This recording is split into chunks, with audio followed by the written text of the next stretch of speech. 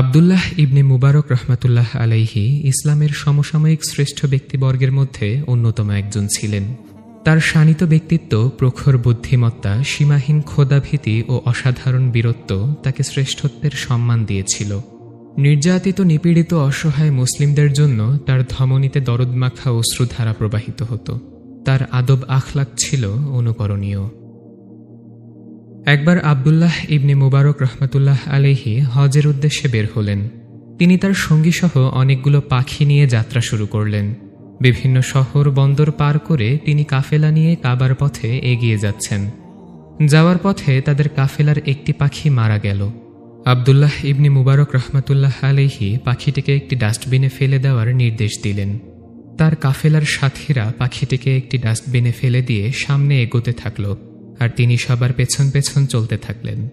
তিনি যখন ডাস্টবিনের একদম কাছে চলে আসলেন, তখন পাশের একটি বাড়ি থেকে এক মেয়ে বের হয়ে সেই মরা পাখিটি কুড়িয়ে নিল। বিষয়টি দেখতে পেয়ে তিনি কিছুটা অবাক হলেন এবং মেয়েটিকে ডেকে এর কারণ জিজ্ঞেস করলেন। মেয়েটি বলল, আমি ও আমার বোন এই বাড়িতে থাকি। আমাদের গায়ের জামা কাপড়গুলো ছাড়া আমাদের আর কিছুই নেই। আমার বাবার অনেক সম্পদ ছিল, কিন্তু দুর্বৃত্তরা আমাদের উপর হামলা করেছে এবং বাবাকে হত্যা করে তার সব সম্পদ লুট করে নিয়ে গেছে। এই অবস্থায় আমাদেরকে খাওয়ার জন্য ডাস্টবিনের দিকে তাকিয়ে থাকতে হয়। মানুষ উচ্ছিষ্ট কিছু ফেলে গেলে সেগুলো তুলে এনে আমি আর আমার বোন খাই। মেয়েটির কথা শুনে ইবনে মুবারক রহমাতুল্লাহ আলাইহি স্তব্ধ হয়ে গেলেন। তিনি তার সঙ্গীদেরকে জিজ্ঞেস করলেন, আমাদের কাছে হজে যাওয়া বাবদ কত টাকা আছে? তারা বললেন, 1000 দিনার।